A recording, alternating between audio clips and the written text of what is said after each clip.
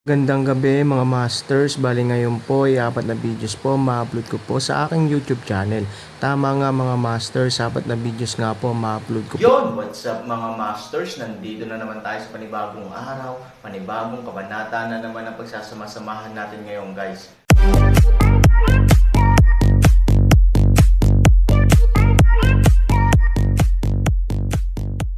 Bali mga masters, kung bago ka pa lang po sa aking YouTube channel, please click the subscribe button, lalong-lalo na po yung notification bell guys, para maging connected pa rin tayo sa isa't isa at maging updated kayo sa mga susunod ko pang video.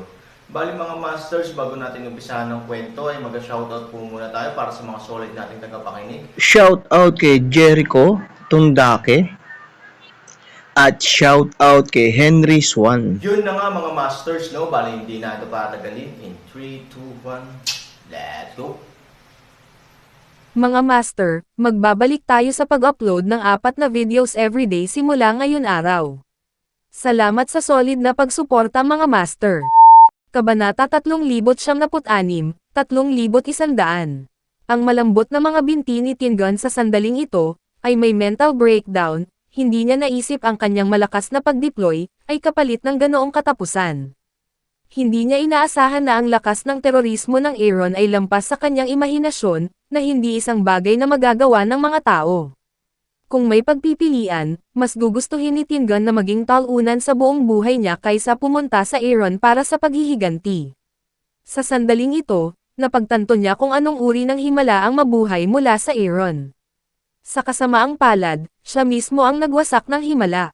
Tumingin si Aaron sa mga taong nakaluhod, at walang awa sa kanyang mga mata.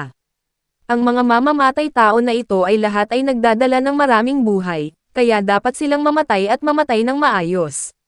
Gayunpaman, hindi nilayon ng Aaron na ipagpatuloy ang pagpatay sa pamilya Wang. Kung tutuusin, karamihan sa mga bodyguard at thugs ay mga ordinaryong tao. Hindi pa nila nahawakan ang kamatayan sa kanilang buhay, lalo pat pinatay ang kanilang sarili. Alam mo ba kung bakit kita pinakawalan nung nakaraan? Tanong ni Aaron kay Tingan. Napailing si Tingan sa gulat. Mayroon siyang ilang mga opinyon sa bagay na ito noon. Akala niya ay natatakot si Aaron sa kapangyarihan sa likod niya, kaya hindi siya naglakas loob na atakihin siya. Ngunit ngayon alam na niya kung gaano katawa ang ideyang ito. Maaaring hindi mabuhay sa harap niya ang mga taong may ganoong kasanayan, maging ang mga miyembro ng organisasyon ng mga killer sa buong bansa ng POC. Paano matatakot ang mga ganyang tao? Marahil sa diksyonaryo ng buhay niya, walang ganoong salita. Hindi ako mahilig pumatay ng tao. Sabi ng Aaron, nakatingin sa dugo at laman sa lupa, at iniisip ang sinabi ni Aaron, na babaliw na si Tingan. Hindi ka ba mahilig pumatay ng tao? Hindi ba dapat killer ang tawag dito? Ang laman at dugo sa sahig ay pawang mga obra maestra niya. Basta, hanggat kaya mo akong bitawan, lahat kaya kong gawin para sayo. Pinunasan ni Tingan ang pawis na kasing laki ng butil sa kanyang noo at paos na sinabi. Bahagyang ngumiti si Han Sanchen. Noon, gustong makilala ng matanda ang amo na pumatay sa kanyang anak.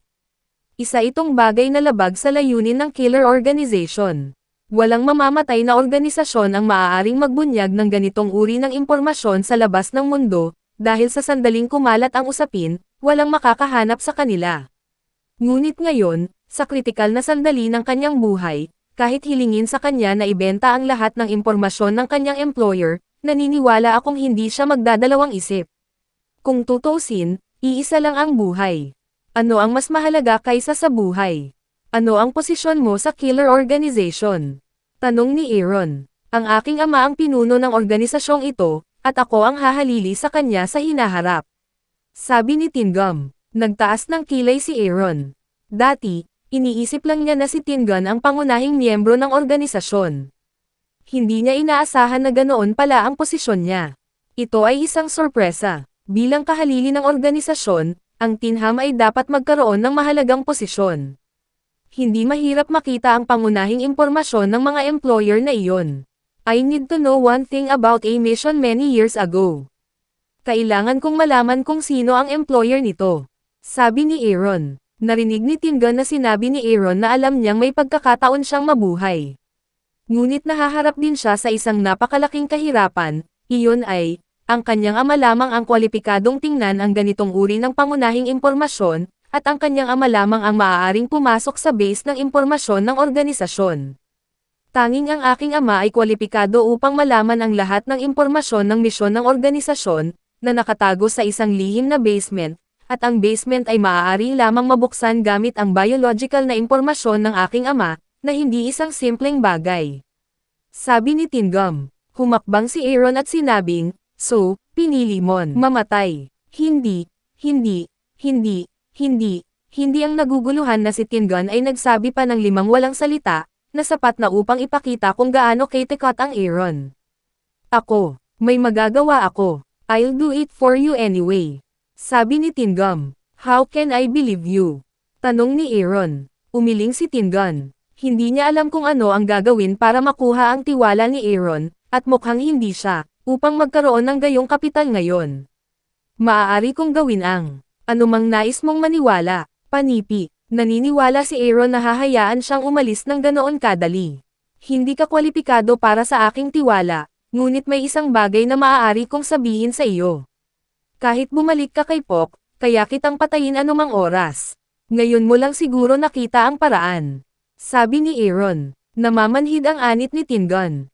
Kanina lang, nakatayo si Aaron sa parehong lugar, at wala man lang siyang nagawa. Pinatay ang mga taong iyon nang walang dahilan. Siyempre, nakita ito ni Tingum, ngunit hindi niya alam kung paano ito ipapaliwanag at ilarawan. Tingnan mo, panipi. Tingum binti o malambot, ngunit pagkatapos marinig ang pangungusap na ito, ay naubos pa rin ang buong lakas ng katawan lumiligid. Nakita ni Wang Li ang eksenang ito, medyo desperado, kaya niyang tumakbo, ngunit ano ang dapat gawin ng pamilya Wang?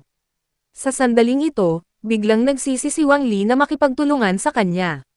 Kung hindi dahil sa ganoong bagay, hindi magiging ganito ang sitwasyon ng pamilya Wang, nasaan ang banyo? Biglang tinanong ni Aaron si Wang Li, sundan mo ako. Tumayo si Wang Li at humarap sa Aaron, tulungan mo akong maghanap ng suit na babagay sa akin sabi ni Han, oo paulit-ulit na sumagot si Wang Li, at pagkatapos ay mabilis na hinayaan ang mga katulong, para maghanda. Ang dahilan kung bakit biglang nag-request si Aaron ay ayaw niyang dalhin ang dagwang gas sa bahay sabihin sa kanya ang totoong sitwasyon ng pamilya Wang noong naliligo si Aaron. Si Wang Li ay parang katulong lang sa pintuan ng banyo hindi ito maniniwala ngunit para kay Wang Li, natakot siya nang makita ang paraan ng Aaron. Alam ni Wang Li na ang tinatawag na katayuan sa pamilya ay walang epekto sa Aaron. Kahit na ang tatlong pamilyang Yanjing ay nagtutulungan upang harapin ang Aaron, ang malaking Diablo ay maaaring mamatay sa tatlong pamilya sa isang kisap mata. Wala pang 10 minuto, lumabas si Aaron sa banyo, punong-puno ng halimuyak, at hindi naamoy ang kahit katiting na gas ng dugo, na nagpaginhawa sa Aaron. Aaron, sana mabigyan mo ng pagkakataon ang pamilya Wang. Inilagay ni Wang Li ang kanyang mga kamay sa labas ng kanyang mga hita at yumuko ng 90 degrees hanggang Aaron. Alam mo ba kung ano ang ibig sabihin ng iyong mga tauhan sa pananakot sa akin laban sa aking ina? Aaron tono walang malasakit sinabi. Ang pangungusap na ito ay nagpapaigting sa buong kalamnan ng katawan ni Wang Li. Sa ugali ni Aaron, pinagbabantaan siya. Siya ba ang unang pumatay sa banta sa duyan? Ngunit ngayong napagtanto na ng mga Wang ang kanilang mga pagkakamali, paano nila siya muling bantaan? Makatiyak kang hindi na mauulit ang ganitong bagay. Hanggat handa kang palayain ang pamilya Wang ang magiging pupe mo at aso mo sa hinaharap. Ang pamilya Wang ay kayang gawin ang lahat para sa iyo. Sinabi ni Wang Li na kapag ibinigay niya ang kanyang katayuan sa lipunan at kumilos ng mababa sa harap ng Aaron, magkakaroon ng pagkakataon ang pamilya Wang na makatakas. Kaya walang pakialam si Wang Li sa kanyang pagkakakilanlan, at wala siyang pakialam sa kanyang dignidad at bottom line. Bilang isang pupe, ang pamilya Wang ay isang bagay na hindi maisip ng mga tagalabas. Gayunpaman, para sa Aaron, walang gaanong halaga ang pamilya Wang. Pagkatapos ng lahat, ang katayuan sa lipunan at lakas ng pananalapi ay hindi pinahahalagahan ng Aaron. Gayunpaman, dapat ding aminin ng Aaron na kasama ang aso ng pamilyang Wang, si Feng Chen ay mas madaling makakapit sa tunay na mataas na uri ng Yanjing sa hinaharap. Ang tinaguriang tatlong pamilya sa Yanjing ay hindi lamang umaasa sa kanilang lakas ng ekonomiya upang makuha ang katayuan ngayon, ngunit mayroon ding naipon na oras, na hindi magagawa ni Feng Chen sa anumang kaso.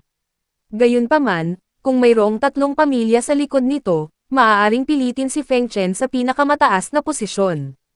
Alam mo ba kung ano ang mangyayari kung ang aso ay hindi sumunod? Tanong ni Aaron. Alam ko na kapag ang isang aso ay hindi nakikinig sa kanyang may-ari, ito ay mamamatay, sabi ni Wang Li. Well, tandaan mo yan. Sabi ni Aaron. Napabuntong hininga si Wang Li Chang. Kahit na ang pamilya Wang ay masyadong mapagpakumbaba upang magkaroon ng anumang katayuan sa harap ng Aaron, magandang balita para kay Wang Li na panatilihin ang pamilya Wang kahit papaano. Guro, si Wang Lingqi ang pinakamahusay na kandidato para pumalit sa pamilya Wang. Tuturuan ko siyang mabuti, sabi ni Wang Li. 3,000 ngiti, itong Wang Li ay talagang isang kakanyahan ng tao, disguised matalo siya upang pakawalan Wang Lingqi. Nakakalungkot na hindi nahuli ng Aaron si Wang Lingqi, at biglang hindi niya tutulungan si Wang Li sa bagay na ito.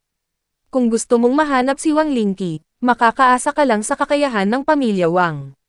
Sa tingin mo ba kailangan ko talagang mahuli si Wang Lynch?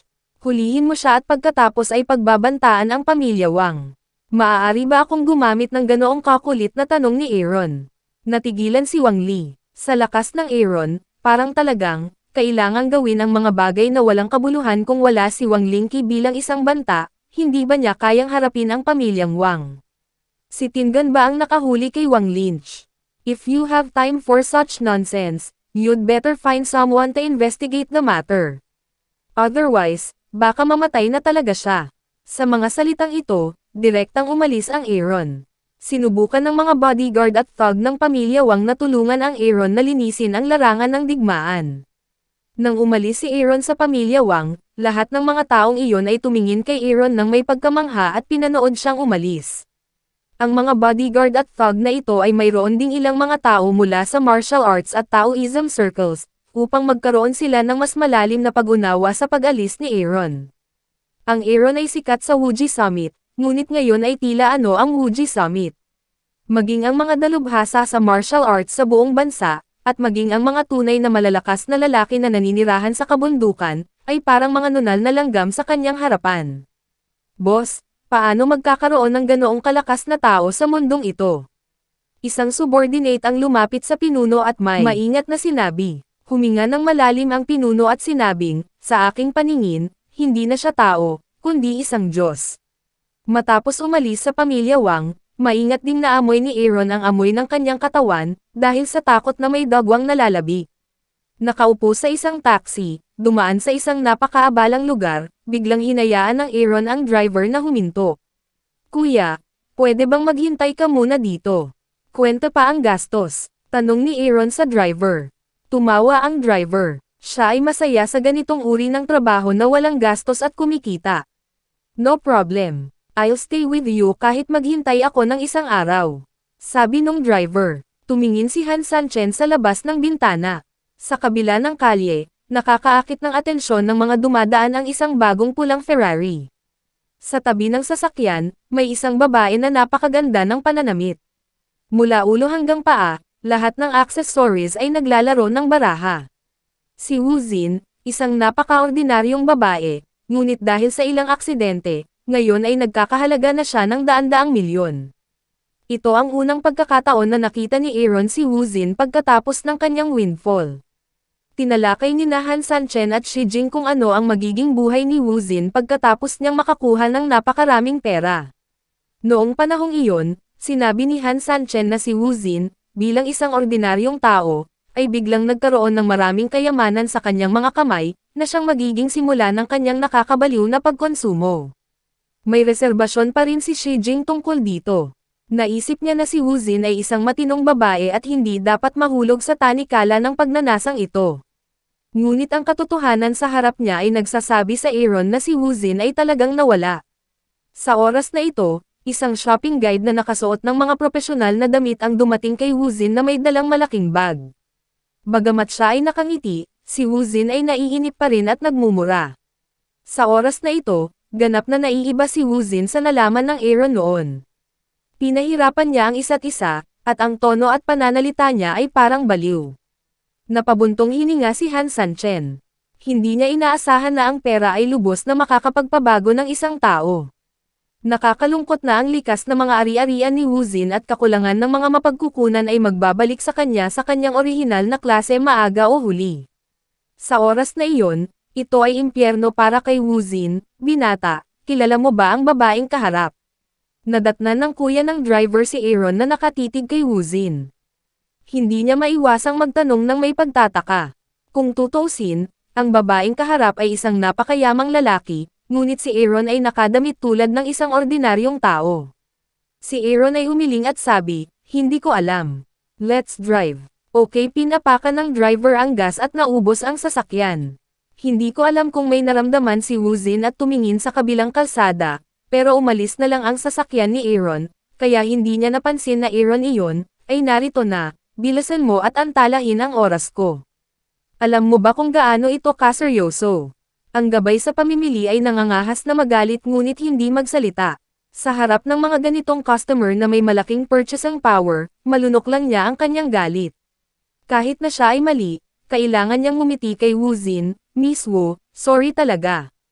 Kasalanan ko lahat. Dapat hindi na kita pinaghintay ng matagal." Yun na nga mga masters, no? Bali panibagong kabanata na naman yung natapos natin ngayong gabi. Muli, maraming salamat po talaga sa walang sawang suporta po sa aking YouTube channel na talagang inaabangan nyo po ang bawat upload ko po. Bali mga masters, magkita-kita ulit po tayo bukas ng gabi at ngayon po ay magpapaalam po muna tayo. Bali mga masters, bye-bye!